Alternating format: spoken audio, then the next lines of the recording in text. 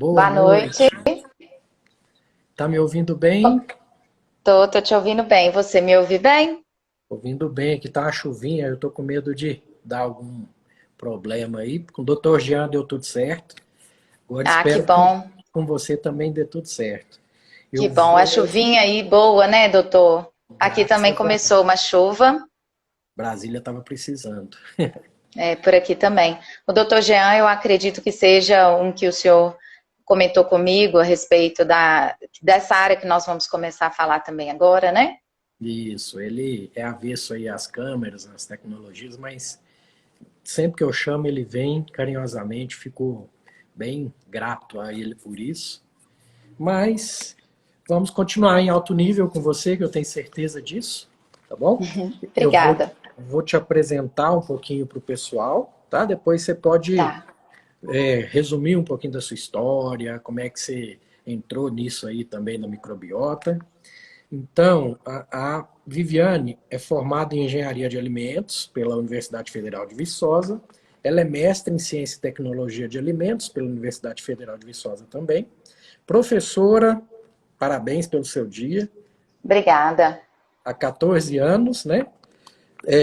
Trabalha com essa parte de ensino em várias instituições, é autora do e-book de disciplina de metodologia científica, que é uma área bem, vamos dizer, né, o pessoal não entende muito, né, e até Né, foge um pouquinho, né, são um doutora? pouco aversos. Isso. E fez o curso de modulação do Murilo Pereira. E conta um pouquinho pra gente, por que você entrou nessa parte aí nossa aí da modulação intestinal, o que te levou a isso? Sim. Então, doutor, na verdade, eu sou engenheira de alimentos, né? Às vezes parece que não tem muita relação, muito nexo eu ter ido para essa área, mas eu já ministro aulas para o curso de nutrição há 14 anos e eu sou muito fã dessa área, sempre fui, né, da área de alimentos e fui lendo cada vez mais sobre essa questão de alimentos e corpo humano. Aí nós tivemos num projeto que eu tinha na Univiçosa de trazer estudantes de doutorado e mestrado da UFV, vieram alguns palestrantes na área de probióticos, e isso trouxe um livro 10% humano, que até o senhor disse que estava lendo, e isso foi levantando em mim o interesse pela área. Paralelamente, eu estava apresentando problema de saúde e que não estava sendo resolvido. E isso me incomodava bastante, porque foi demorando, passando o ano, e isso não se resolveu, com muitas dores abdominais, qualquer coisa que eu comia me fazia mal e não se resolvia. Aí eu busquei estudar, que eu tenho muita mania disso, quando às vezes está acontecendo alguma coisa, eu tento ir lendo alguns assuntos em fontes seguras, e aí eu soube por uma nutricionista, minha ex-aluna, que era minha nutricionista, que havia feito o curso de modulação intestinal do professor Murilo Pereira. Aí eu resolvi fazer o curso também em Belo Horizonte e, além disso, eu acabei, isso me ajudou a entender um pouco melhor do que ocorria comigo e me levou então a um final com um médico a chegar ao meu diagnóstico de síndrome do intestino irritável.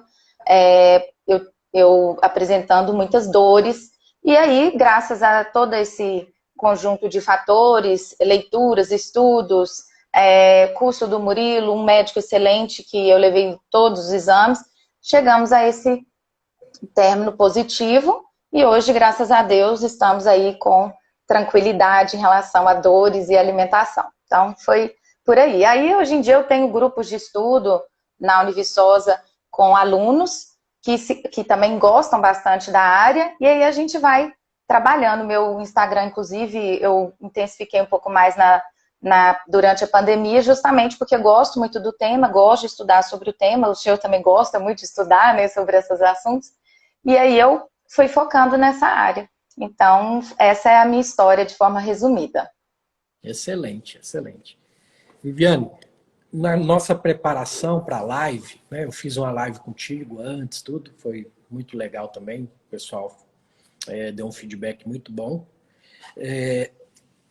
Você me disse que tinha uma aula pronta sobre, né, os prebióticos, os probióticos. E nerd que sou e adoro uma aula, eu falei, não, então pronto. Você vai dar a aula que você tem para a gente, né? E aí você montou ela de uma forma que fica mais adaptável aqui para falar para a gente. Então o espaço é todo seu. Exatamente. Pode dar Obrigada. a sua aula. Obrigada, doutor. Na verdade, eu montei essa aula, que na verdade era uma palestra que eu fiz para a UFES em 2017, e eu percebi que muita coisa mudou. Eu já vinha percebendo, né, que muita coisa mudou desde então. As adaptações que eu fiz foi, por exemplo, vários alimentos e produtos que contêm essas substâncias estão aqui ao meu lado, que eu vou mostrar, porque eu não vou ter como mostrar a imagem, né? Então, eu comprei algumas coisas para mostrar aqui para vocês, ou às vezes alguma imagem, para vocês entenderem melhor.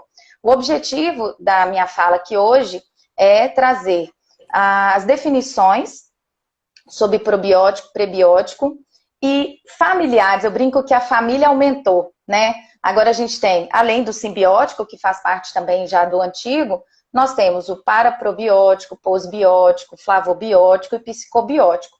Então a gente tem aí novas nomenclaturas que surgiram, e essa é uma área, quem está aqui assistindo, para que entenda, ela é uma área muito dinâmica. Tanto é que muitos artigos usam muito o termo assim, esses fatos sugerem esse resultado. Então, eles não afirmam com total certeza, porque tem muitas variáveis envolvidas. E aí a gente vai comentar um pouquinho sobre isso no decorrer da nossa live. Inicialmente, então, aí eu vou falar das definições, vou falar dos benefícios gerais e vou falar de onde encontrar esses produtos que podem trazer benefícios para a saúde de quem os consome.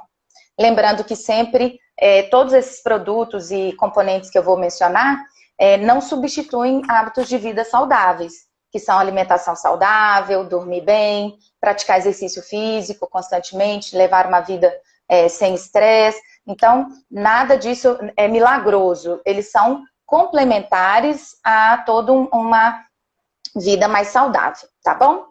Então, doutor, começou o seguinte, lá no início do século XX, observaram que os camponeses búlgaros, eles tinham uma longevidade e associaram essa longevidade ao consumo de um leite fermentado que continha lactobacillus bulgaricus, por isso o nome. Além disso, em meados dos anos de 1980, lá no Japão, eles perceberam que as pessoas que tinham a longevidade das pessoas daquele país, do Japão, levava também a um aumento nos custos com a saúde pública. Então, eles perceberam a necessidade de trabalhar de forma preventiva, investindo em alimentos chamados de alimentos funcionais, que aí a gente entra nos probióticos, prebióticos e simbióticos e afins, tá? Dentro do grupo dos probióticos, nós temos vários micro-organismos. Nós temos, dentro do gênero do Lactobacillus, dentro do gênero Bifidobacterium. Então, ó, Lactobacillus tem vários, Lactobacillus rhamnosus, acidófilos, que são muito comuns de serem encontrados, Lactobacillus reuteri, gasseri, casei, paracasei, e assim vai. Nós temos esses lactobacilos, eles são bactérias ácido-láticas, que são bactérias que fermentam a lactose e produzem ácido lático. Nós temos também o gênero Bifidobacterium, e aí a gente tem Bifidobacterium longum, Bifidobacterium bifidum, Bifidobacterium breve, que são bactérias também bastante utilizadas nessa área. Peraí, me ligando. Além das bactérias lactobacillus, bifidobacterium, nós temos também fungos, como a Saccharomyces boulardii, que é uma levedura, Saccharomyces cerevisiae também, que não é tão mencionada, mas tem alguns trabalhos que falam dela. Nós temos Bacillus clausii, que não é uma bactéria ácido-lática, que está presente, por exemplo, na enterogermina, que a gente vai falar. E temos, então, uma variedade, e sempre estão sendo descobertos novos, como é o caso que a gente percebe que existem probióticos emergentes. tanto prebióticos emergentes, que são alguns que estão começando a mostrarem benefícios e que podem ser classificados num futuro próximo como probiótico, que é o caso da Akkermansia mucinifera e Fecalbacterium prausnitzes, que são nomes bem fáceis de falar, principalmente o eu estou mudando um pouquinho igual o Murilo fala, porque se for falar Faecalibacterium prausnitzes fica pior. Então, eu falo Fecalbacterium prausnitzes. Tá bom, então aí a gente vê um contexto de muitos micro-organismos tendo possibilidade de serem utilizados como probióticos. E temos aí hoje, a população está muito antenada em buscar hábitos de vida mais saudáveis. E aí, a indústria de alimentos não é boba, então ela percebe essa necessidade e foca em produzir alimentos para esse público-alvo, né? Daí a indústria busca, então, desenvolver alimentos que contenham probióticos e prebióticos, e muitos deles eu vou mencionar aqui, mostrando imagens ou eles mesmos para vocês. Então, a gente falou dos probióticos, simbióticos, prebióticos e os que aumentaram na vida. Vamos entender, na família, vamos entender, então, o que é cada um. Bem, o probiótico, eu tenho colegas que, inclusive, até ficam em dúvida, o que é cada um? O probiótico, ele é um micro-organismo vivo, que quando administrado em quantidade adequada, ele vai conferir benefício ao hospedeiro, quem consumiu. Então, ele é um micro-organismo, o probiótico. O pré-biótico, ele é um substrato. O pré-biótico, doutor, ele veio sendo atualizado. Existe um consenso recente, em 2017, que atualizou a definição de pré-biótico, né? Então, especialistas se reuniram no final de 2016 e modificaram um pouquinho o conceito de pré-biótico. Antes achava-se que pré-biótico era apenas fibras dietéticas, fibras alimentares ou carboidratos que eram fermentados por bactérias benéficas do nosso intestino. Aí, eles foram vendo outras possibilidades e perceberam que esse conceito deveria ser alterado. E hoje, o conceito de pré-biótico são substâncias, são substratos que são utilizados seletivamente pela microbiota do hospedeiro. Não microbiota exclusiva do sistema do intestino, do sistema digestório, não. É pela microbiota do hospedeiro e tem que ter benefício comprovado. Então, não pode ser algo assim, fez crescer bactéria boa, mas e aí, qual o benefício que gerou? E o prebiótico, hoje, às vezes, quando a pessoa vai mandar manipular um suplemento, né, um nutracêutico, vai colocar um probiótico e um prebiótico. Fala assim, eu quero colocar um prebiótico que vai alimentar aquele probiótico. Aí, esse conceito agora é errado. O prebiótico, ele tem que alimentar a bactéria do hospedeiro, e não mais o probiótico que está aqui de fora. Então, isso também é outra coisa que mudou. E não são considerados somente mais fibras, carboidratos. Nós temos agora também outros componentes que não são carboidratos e que podem ter efeitos prebióticos, como são o caso dos polifenóis. E aí a gente entra na nomenclatura do flavobiótico, que são compostos. O flavobiótico está dentro do prebiótico. O flavobiótico são compostos fenólicos que não são carboidratos e que vão seletivamente incentivar o crescimento da microbiota do hospedeiro, conferindo algum benefício à saúde dele, né?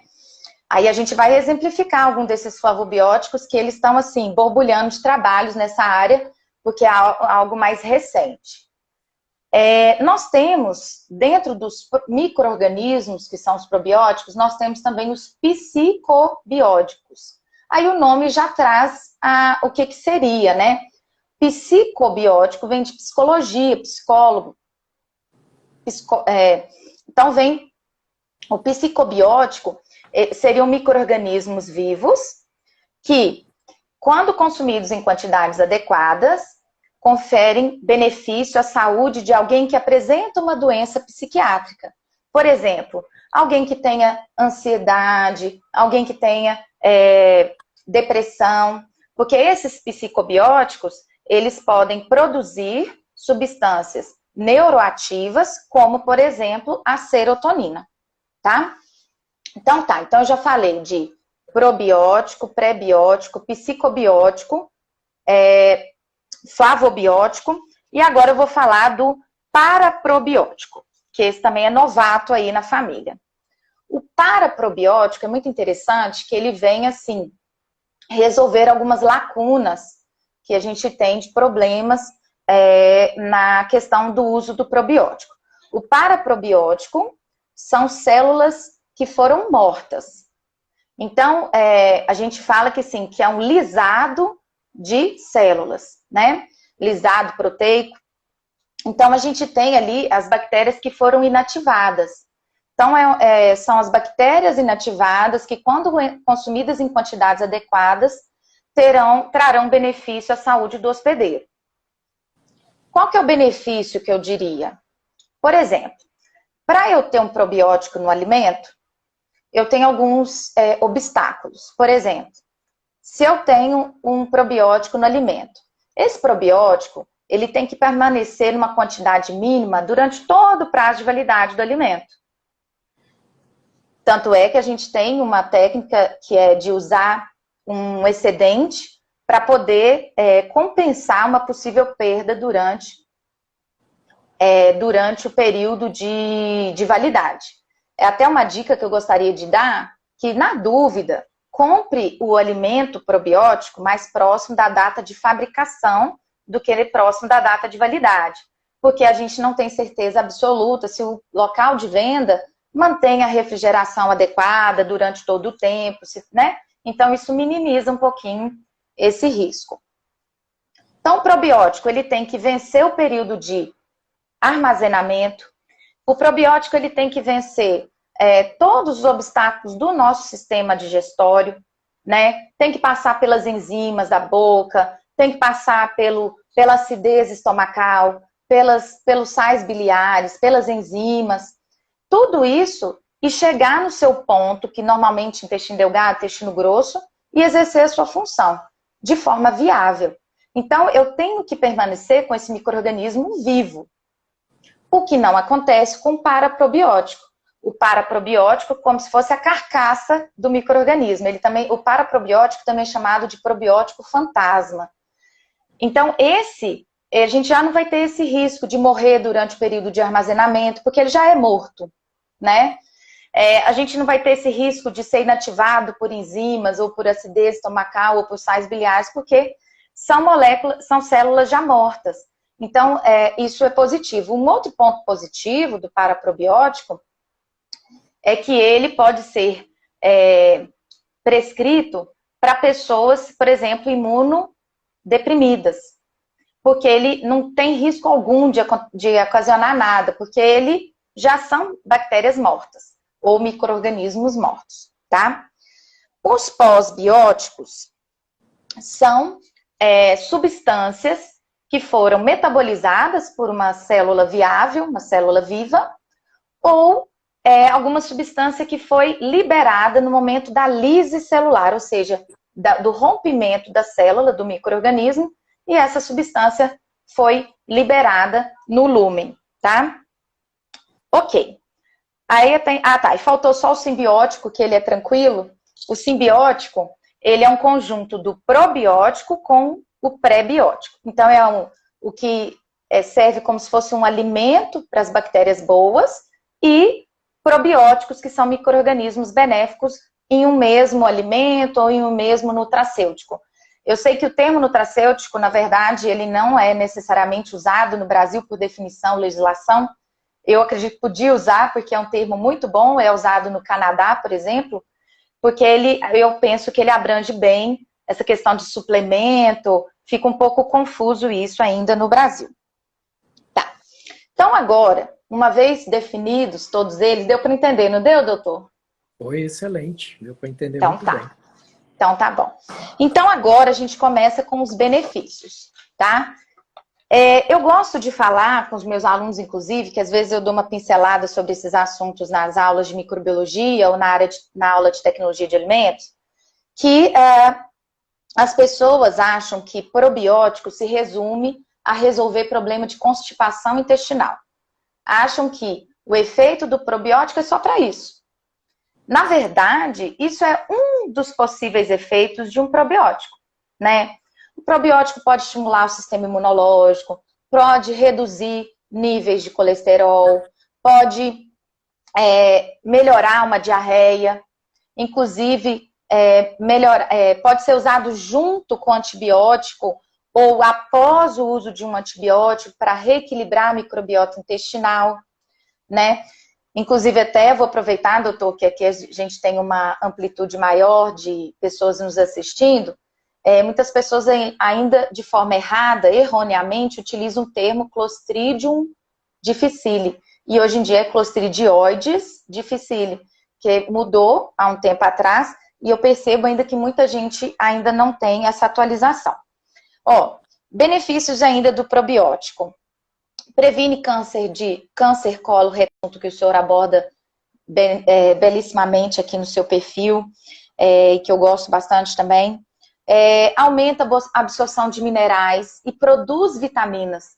Então, assim, se a gente pensar que tem um micro-organismo dentro da gente que ainda vai produzir vitaminas, principalmente do complexo B.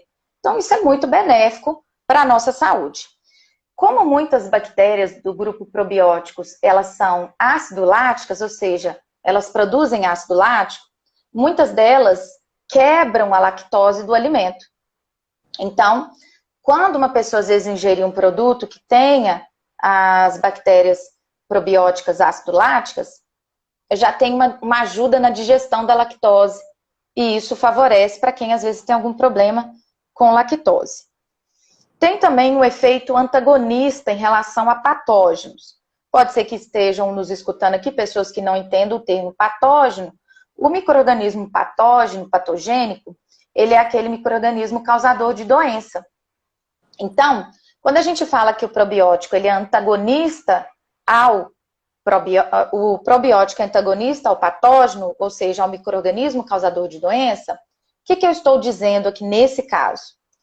Que o micro-organismo probiótico ele vai competir pelo alimento, pelos nutrientes que também poderiam ser usados pelo micro-organismo do mal, vamos dizer assim. O micro-organismo probiótico, ele disputa sítio de adesão, ou seja, um local onde ele iria aderir. O micro-organismo probiótico, ele pode produzir bacteriocinas, que são substâncias que podem matar micro-organismos maléficos. O probiótico poderia também alterar substâncias ruins, toxinas produzidas por patógenos, e é isso. Então, o probiótico, de uma forma geral, ele contribui para o equilíbrio da microbiota intestinal. Existem uma gama de utilizações dos probióticos. Onde encontrar esse tipo de material? Para quem está aqui nos assistindo depois no gravado, é importante saber que existem fontes seguras, né, doutor, de indicações de uso dos probióticos. Então, a gente tem, por exemplo, o Guideline de 2017 da Organização Mundial de... Como é que fala, doutor? Diretrizes Mundiais da Organização Mundial de Gastroenterologia.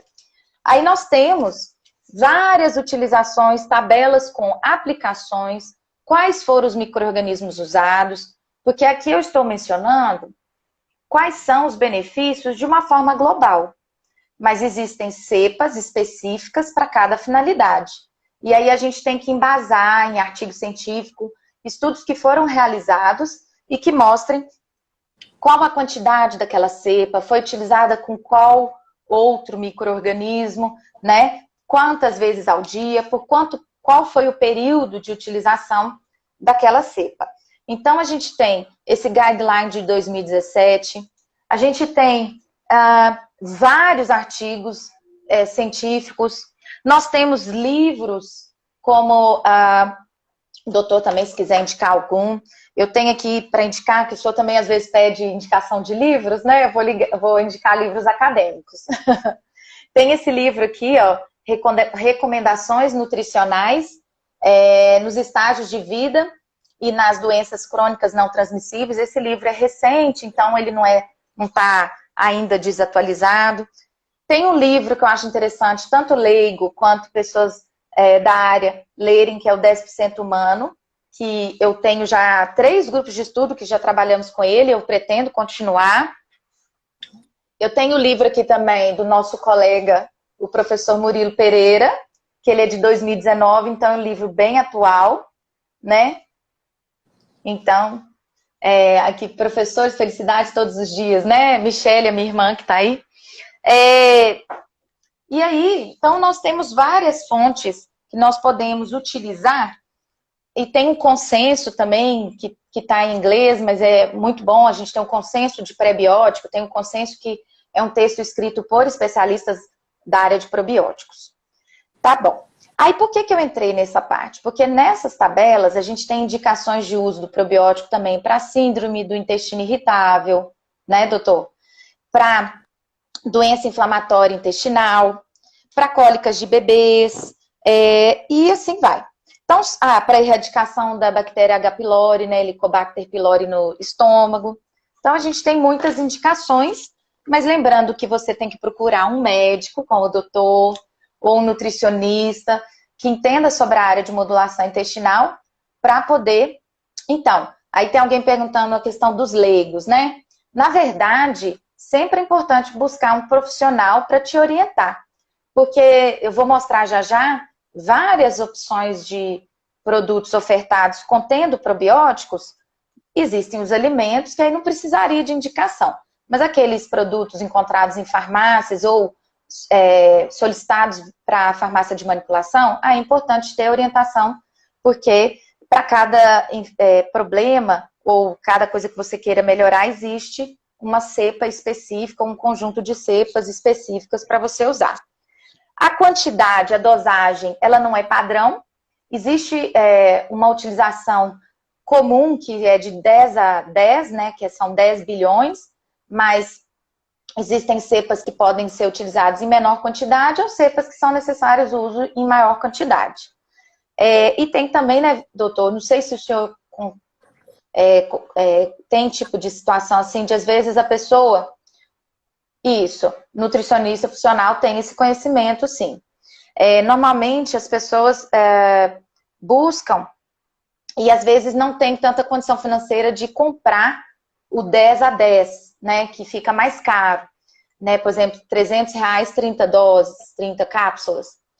Mas às vezes existem algumas alternativas que, igual, tem pessoas, não sei se o senhor concorda, de usar igual alimentos, igual kefir, que é um produto que uma colega me falou que não seria bem probiótico, mas a maioria dos materiais que eu li até hoje confirmam que ele seria um probiótico. A questão é que quando é o kefir artesanal, a gente não tem um controle pleno do que está crescendo no alimento, né? A gente pode ter contaminações, e aí mas a gente tem kefir comprado, industrializado hoje no Brasil, não existia antes, agora tem kefir também fora do Brasil, vendido industrializado. Aí uma coisa, como que eu faço para identificar essas cepas probióticas? Eu vou mostrar depois um exemplo que a gente tem aqui, mas a cepa probiótica ela é identificada com o primeiro nome é o gênero, o segundo nome é o epíteto específico, que seria a espécie, e depois a gente poderia ter uma subespécie ou não, e temos uma denominação alfanumérica, que aí eu vou mostrar um exemplo depois, que é letras e números para identificar, tá bom? E aí, é importante que a gente fale o seguinte, gente. Existem alimentos, no caso de alimentos, agora que eu estou dizendo, existem alimentos que são leites fermentados, que são parecidos com o Yakult, que a gente vai falar aqui do Yakult. Eu comprei só por causa da nossa live, tá? Esse verdinho, que nem todos conhecem, a diferença entre ele, o azul e o vermelhinho, eu vou falar aqui hoje para vocês a diferença. O Yakult é um produto muito sério, uma marca extremamente séria, é uma das pioneiras, né? Ela fala o benefício, ela fala qual micro-organismo, ela fala qual a quantidade, então ela traz essas informações. Agora, tem alguns alimentos parecidos com esse daqui, que eu não vou falar, obviamente, a marca aqui, mas eu vou falar a marca só dos bons, tá? Alguns leites fermentados que são só leite fermentado. Ele não tem bactéria probiótica lá. Não tem escrito qual é a bactéria ali presente. Eu lembro quando eu fui montar essa primeira aula em 2017, que o senhor comentou, eu liguei para algumas indústrias, porque eu ainda não conhecia o guideline de 2011, que trazia as informações de várias cepas que existiam nos alimentos prontos. Mas aí eu fui ligando para as indústrias. E aí, muitas delas que eu liguei nem sabiam o que era o probiótico. Então, são leites fermentados simplesmente para você consumir um produto fermentado, mas não quer dizer que ele vai te trazer um benefício igual o Yakult pode te trazer, tá? Então, ficar atento em relação a isso. Não são todos iogurtes, alimentos fermentados que são alimentos probióticos, né? Tá bom. Aí eu já falei disso aqui. Para um micro-organismo ser considerado probiótico, além de ter que sobreviver, passar aí pelo sistema digestório cheio de obstáculos, esse micro-organismo ele tem que ser seguro, ele não pode causar doença, ele só pode trazer benefícios para a gente. Inclusive, até existem cepas, subespécies de Escherichia coli, que é normalmente patogênica e é gram-negativa, tem cepas dentro da espécie Escherichia coli que são probióticas. Então, a gente tem que ter atenção a isso. Mas o probiótico, ele não pode ter plasmídio de resistência. Ou seja, o que é isso? Para quem é leigo, eu vou falar para quem é leigo e depois para quem não é leigo. Para quem é leigo, é como se a bactéria probiótica, vamos supor, uma bactéria qualquer, ela tem o poder de resistir, a vendedora do Yakult, a bactéria, ela teria o poder de resistir ao efeito do antibiótico. Então, ela não morreria com o efeito do antibiótico. Então, esse poder poderia ser passado por um micro-organismo, por exemplo, causador de doença. E isso a gente não quer. Então, o micro-organismo probiótico não pode ter esse poder, ou seja, não pode ter esse plasmídio, que é um pedaço de material genético que pode ser transferido para o micro-organismo causador de doença. Então, a gente tem que ter alguns critérios para que um micro-organismo seja caracterizado como probiótico, mas obviamente não é o foco da nossa conversa de hoje. Hoje eu só dei uma pinceladinha. E aí uma curiosidade, doutor, que eu queria comentar aqui, eu não sei se o senhor também tem esse tipo de situação, às vezes chegam para mim e lactobacilos. Porque tem lactobacilos vivos, então esse alimento é probiótico. Não é bem assim. A gente não pode generalizar e nem falar que todo lactobacilo vai ser probiótico e nem que todo probiótico é lactobacilo. Acabei de exemplificar com a Escherichia coli, tem subespécies de E. coli que são probióticas. E muitas pessoas acham também que os lactobacilos seriam os micro-organismos mais presentes em quantidade da nossa microbiota intestinal. E isso não é verdade. Os lactobacilos, eles fazem parte de menos de 1% da microbiota intestinal. Aí você me pergunta, professora, então por que foi usado tantos lactobacilos como probióticos em alimentos, em suplementos, nutracêuticos? Porque os lactobacilos, eles trazem uma facilidade de cultivo. Os lactobacilos, eles não são tão exigentes, igual, por exemplo, tem micro-organismos são anaeróbios estritos, que obrigatoriamente você não pode ter nem um pouquinho de oxigênio que ele morre. Ele já tem essa facilidade. Então, como ele traz benefício e tem maior facilidade de cultivo, a indústria optou por utilizar esse micro-organismo, tá? Aí, agora eu venho falar dos emergentes, que são a Akkermansia mucinifera e Fecalbacterium prausnitzii. Esses dois são considerados um dos mais importantes na questão da produção dos ácidos graxos de cadeia curta, né? E isso é muito importante porque, por exemplo, o butirato, que é um ácido graxo de cadeia curta, ele é fonte de energia para os colonócitos, que são células. Isso não é bem minha área, não, sabe, doutor? Mas a gente tem que estudar para entender melhor tudo, né? Em corpo humano não é a área do engenheiro de alimentos, mas hoje em dia eu estudo bastante, que eu gosto de entender o porquê, né? Então, o Fecalbacterium prausnitzii é uma das bactérias mais abundantes em pessoas saudáveis. Então, associa-se assim, por exemplo, se eu sou saudável, eu vou ter muito Fecalbacterium prausnitzii. Se eu não sou, é possível que tenha em menor quantidade essa bactéria. O Fecalbacterium prausnitis também ele é associado a doenças, distúrbios intestinais, principalmente a doença de Crohn, que o senhor deve ter muito paciente com doença de Crohn, né? O Fecalbacterium prausnitis é o principal produtor de butirato, que é esse ácido graxo de cadeia curta, que, como eu disse, é fonte de energia para os colonócitos, células do intestino, e também o butirato, ele protege contra o câncer coloretal e das doenças inflamatórias intestinais, tá? Aí, doutor, eu dei uma procurada, falei, gente, Fecalbacterium prausnitis, que é um emergente probiótico, será que já tem gente vendendo essa bactéria? Porque várias outras que eu vou comentar aqui tem à venda. Eu vou até correr um pouquinho, senão eu não mostro os produtos, né? Então, eu achei em um site americano a Fecalbacterium prausnitis vendidas liofilizadas em cápsulas. Mas era muito caro, $300 um pacotinho, né, vezes 5. Então, e não achei o site assim super confiável, não.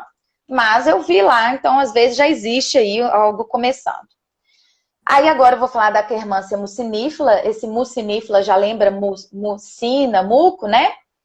Ó, ela está associada inversamente à obesidade. Então, por exemplo, normalmente pessoas obesas vão ter menos Akkermansia mucinifera.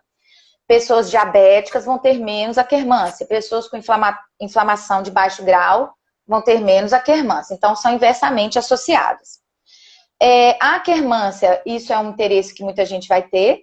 A Akkermansia mucinifera, ela ajuda a controlar o estoque de massa adiposa. Então, isso é bem interessante para as pessoas, por isso que tem essa questão da obesidade.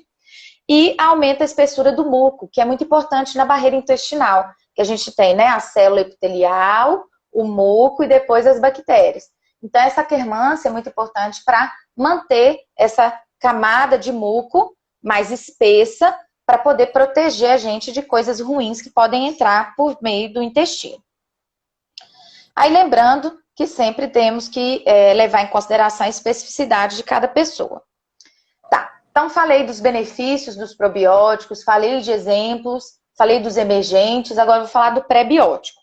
Dos outros, gente, fica tranquilo que eu não tenho quase nada para falar, que eles ainda são poucas variedades, não tem tanta coisa para eu falar, senão vão achar que eu vou ter que fazer 2 lives aqui, né, doutor? Ó, então os pré-bióticos a gente já definiu, e os pré-bióticos, que são essas substâncias, têm efeitos muito interessantes para a gente. Vamos primeiro exemplificar. Os prebióticos, doutor, se você quiser falar, gente, eu deixo à vontade, viu? A aula hoje é sua. É que às vezes a pessoa não acompanha a gente há muito tempo e não sabe as dinâmicas das minhas lives, sabe? Mas aqui é para o convidado falar mesmo. Fica à vontade, fica tranquilo. Tá. Então tá bom. Depois eu vou tentar voltar algumas perguntas no comentário e falar um pouquinho sobre para as pessoas que estão assistindo. Então, os pré-bióticos que a gente já definiu, nós temos vários, alguns fáceis de encontrar aí, por exemplo, para comprar em casas de produtos naturais, a gente tem o FOS, que é o frutoligosacarídeo, a inulina. Esses 2 são os que mais têm estudos sobre eles e são muito fáceis de encontrar. Mas a gente também tem galacto-oligosacarídeo, que são os GOS, xilo-oligosacarídeos, são os XOS. Nós temos os oligosacarídeos do leite humano, que eu sou fã dessa questão da amamentação, né? Sem problema, Cássia. Eu sou fã da amamentação, então a gente sabe que é muito importante nessa questão da criação, da construção da microbiota intestinal dos bebês. Nós temos também como exemplo de pré-biótico as goma guar, acácia. Nós temos o psyllium, aí eu peguei o psyllium aqui para mostrar. Eu uso muito o psyllium, doutor, foi o médico gastroenterologista que me passou. Ele é uma fibra que forma um gel quando hidratada, então ela é bem interessante, não tem gosto de nada, acho muito fácil consumir todo dia de manhã. Vou falar disso aí depois, Marcelo, de repente o doutor também me ajuda a responder. Marcelo Ferraz, engenheiro de alimentos também, meu amigo. Ó, Tem também a lactulose, xilitol, amido resistente, presente aí na banana verde, né? Nós temos vários alimentos que têm prebióticos. A prebiótica a gente não precisa só suplementar. A gente tem na cebola, tanto na roxa quanto na cebola comum. A gente tem na beterraba, no tomate, na raiz de chicória, na alcachofra. Então, a gente tem prebiótico na nossa alimentação como um todo, em muitos alimentos. Então, às vezes a pessoa fica preocupada querendo só suplementar, sendo que, na verdade, você, às vezes, tendo uma alimentação rica em variedades, rica em produtos vegetais, frutas, legumes, você acaba tendo uma alimentação que também vai alimentar beneficamente a sua microbiota. Falando aí dos flavobióticos, nós temos aí vários alimentos que têm flavobióticos, que seriam os compostos fenólicos. Aí a gente tem chá preto, né? O chá verde, né? Aí eu peguei vários aqui pra gente ver. O chá de canela, aqui eu peguei uma canela em pau mesmo. Especiarias, para quem gosta aí de cozinhar, tem em orégano, em gengibre, alecrim, pimenta preta e pimenta caiena. A gente tem também os flavobióticos encontrados em extrato de tormentila. Esse eu confesso que eu não conheço, é um tipo de rosa europeia. Aí esse assim eu não conheço ainda não. E é interessante saber que 90% a 95% dos polifenóis que nós ingerimos na nossa alimentação não são absorvidos no intestino delgado, são utilizados pela nossa microbiota de forma benéfica. Então, isso aí é bastante positivo. Tá bom. Então, falei aí de alguns exemplos de prebióticos, de probióticos. Aí eu vou comentar com vocês, doutor, que aí eu já vou falando de alguns exemplos, que a hora está passando. Eu não sei se o senhor conhece, mas eu acredito que deve conhecer, porque o Murilo fala na aula dele, que é o Microbiomex, né? O Microbiomex, ele é um flavobiótico. Ele vem em cápsulas, né? E ele, não tô fazendo propaganda não, viu, gente? É só mesmo porque eu tinha que falar onde que tem as coisas. E ele tem flavonoides de Citrus sinensis e Citrus paradise. Ele vem em cápsulas e é sugerido o uso uma vez ao dia. Então, a gente tem aqui também. Tem um produto novo, doutor, não sei se o senhor conhece, que surgiu, mas a gente ainda não tem aqui no Brasil, para o mercado sul-coreano, que é o MPRO3. É uma parceria da Yakult coreana com a Bioactor holandesa, e eles fizeram um produto cheio de coisas. Esse produto tem fibra prebiótica, tem probiótico e tem flavobiótico. Então, vem assim, na tampinha vem o probiótico separado, liofilizado. E no corpo vem o líquido contendo prebióticos e flavobióticos. No momento do consumo, você abre a tampinha e derrama o probiótico e mistura. Aí você tem uma garantia maior de que o probiótico vai estar viável no momento do consumo. Não vai ter tido nenhum tipo de problema de armazenamento. Os probióticos são bons para síndrome do intestino irritável, lembrando que sempre é importante buscar qual cepa específica com o seu médico ou nutricionista, né? Aí, quais são os benefícios dos prebióticos? Que eu falei, então, de vários prebióticos. Quais são os benefícios que eles podem trazer para a gente? Prevenção do diabetes. Ele traz saciedade. Por exemplo, quando a gente falou aqui desse psyllium, o psyllium, ele traz muita saciedade, porque ele é uma fibra que vai inchar, né? E trazer saciedade. Ela aumenta o peso fecal, ele melhora a absorção de cálcio.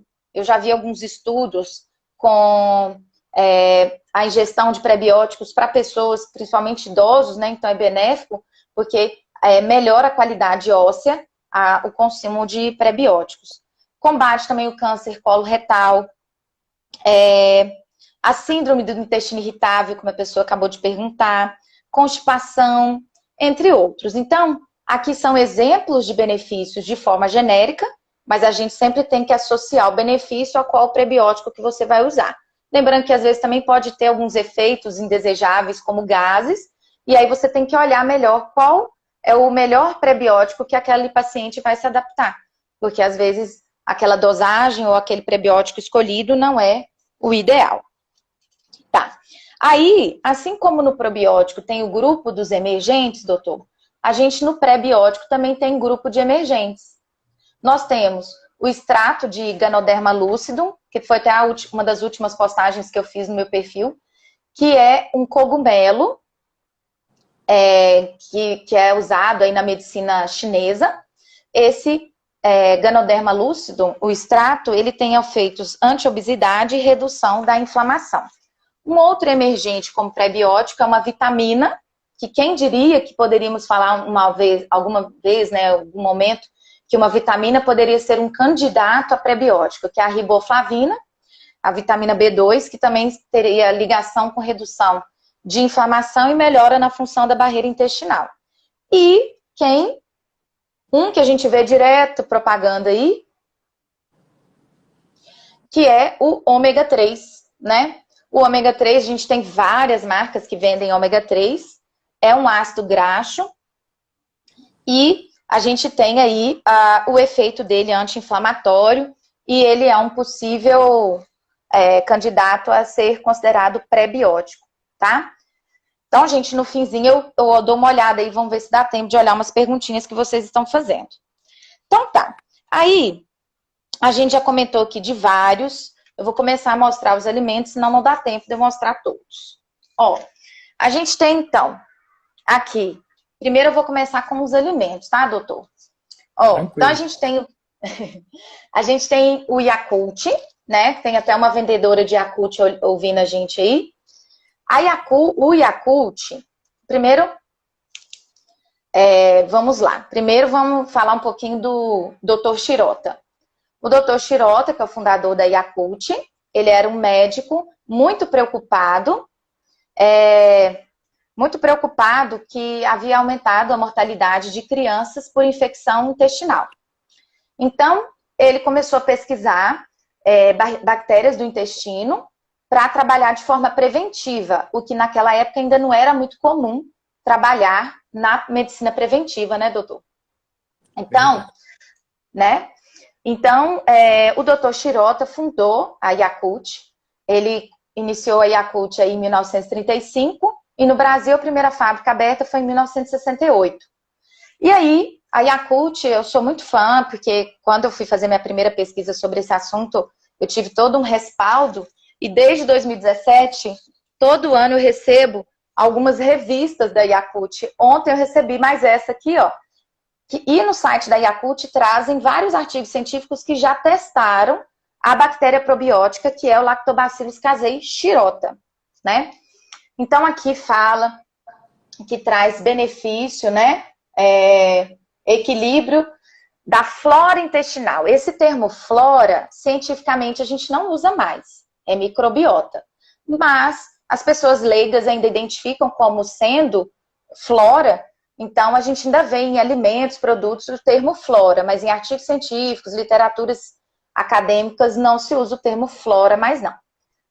Aí nós temos então o Yakult verde, né? Aí eu vou mostrar aqui, porque eu aproveitei que a revista chegou ontem. A gente tem o Yakult verde, o azul e o vermelho. O vermelho é o Yakult normal que a gente já está acostumado. Ele tem uma quantidade menor de probiótico que os outros dois. Esse aqui tem 16 bilhões de unidades formadoras de colônia de Lactobacillus casei shirota. E esses dois, cada um deles tem 40 bilhões de Lactobacillus casei shirota. Sendo que o verde é o normal, tem 51 calorias, tem 51 calorias. E esse aqui é o light. A única diferença desses dois é que esse aqui é light, tem 30 calorias, tá? Então, só essa diferença. Esses dois têm mais probióticos e esse aqui é light. Ok. Aí, nós temos outros produtos que eu peguei aqui, que são da Activia, que é uma outra empresa também bastante séria nessa área. Nós temos aqui, ó, essa proposta que é um shot de probióticos. Aqui já não é o Lactobacillus casei shirota. Para o Activia, é o Bifidobacteria animalis, que é uma cepa que eles utilizam aqui. Aí esse aqui tem tanto ele em sabor framboesa e hibisco, como ele natural.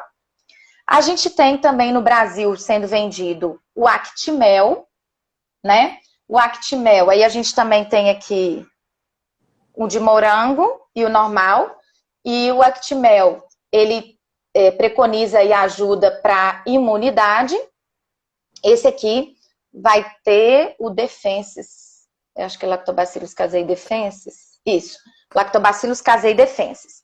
Do Active a gente tem também esse outro aqui, que é uma outra proposta. E tem umas outras que eu não achei no supermercado, mas que tem também as alterações durante o armazenamento não são, estou vendo a pergunta aí sobre a questão da temperatura, não são benéficas. Sempre é importante a questão do armazenamento. Por isso que é bom a gente comprar sempre empresas que a gente conhece, né, doutor? Eu não sei o senhor, mas eu tenho alguns supermercados que eu confio mais, outros menos. Então, a gente sempre tentar comprar daqueles que a gente sabe que cobram a qualidade dos alimentos. Então, vamos lá. Ó, a gente tem um outro que é muito conhecido, que é o Floratil, né? O Floratil, ele tem a Saccharomyces boulardii.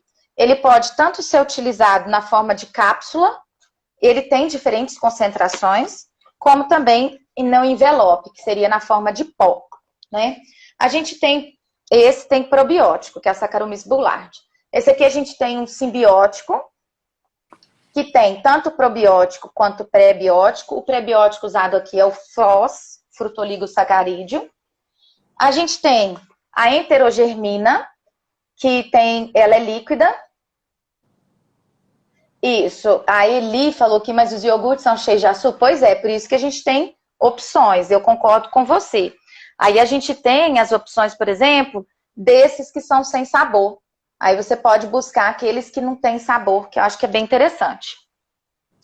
Ó, nós temos aqui essa enterogermina, que tem ela Plus, que são 4 bilhões, e o outro são 2 bilhões. Essa aqui é a Plus, que tem Bacillus clausii, que é considerado probiótico. A gente tem esse aqui, que esse eu não conhecia, doutor, foi um dos mais recentes que eu conheci, porque na lista de probióticos para uso em alimentos, a Saccharomyces cerevisiae não entra. Pelo menos não até então. Então, tem esse aqui, ó, que é o Florax, que é Saccharomyces cerevisiae, na forma de líquido. Tem ele também. Tô acabando, viu, gente? Você pode solicitar também manipulado. Não sei, doutor, como que o senhor normalmente gosta de pedir para os seus pacientes.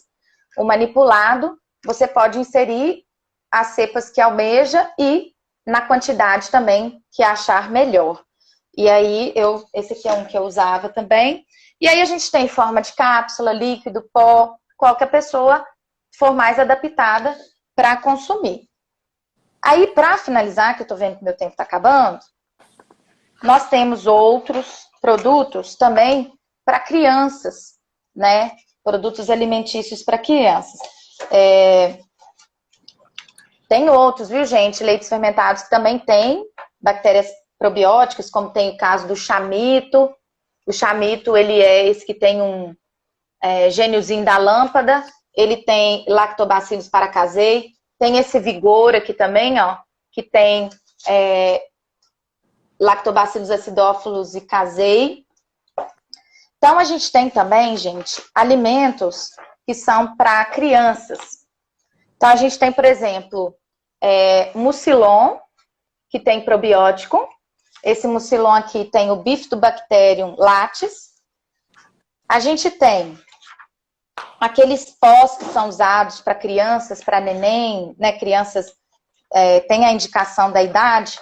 Por exemplo, esse aqui, ó. Tem o Nutrem Active. Muitos são da Danone, viu, gente? Esse aqui é da Nestlé e Danone também é bem forte nessa área. Esse aqui tem pré-biótico, tem o FOS. A gente tem aqui, por exemplo, olha, esses outros dois, ó.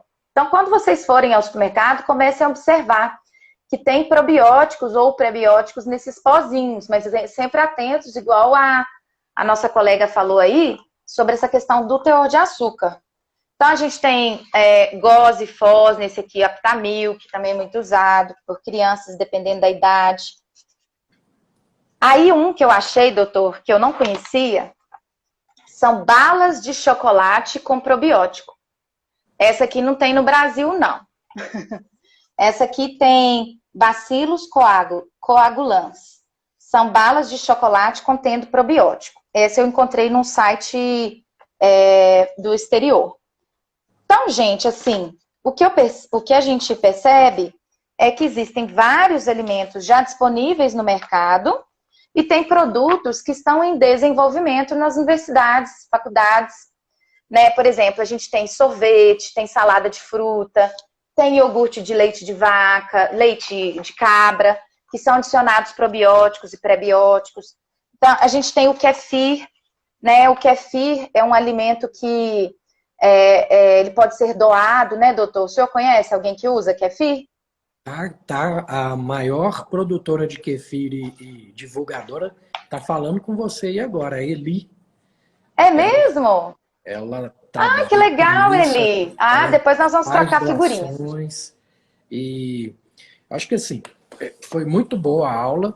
Eu preciso dar uma pinceladinha só para o pessoal entender que Sem problema. você é engenheira de alimentos e o que você está mostrando para a gente é que a indústria alimentícia está ouvindo o clamor do pessoal em relação a essas novidades e está indo atrás disso, né? Então, Exatamente. vocês têm que começar a olhar rótulos, tá? Principalmente essa questão do que vocês estão falando dos açúcares adicionados, que tem muito sim, mas se você olhar no rótulo que tem muito açúcar, já se você é diabético, se você tem alguma patologia, então aquilo ali não é para você, tá? Porque a doutora sabe, né, que a professora sabe que nós aqui da modulação intestinal preferimos uma comida, uma alimentação mais natural.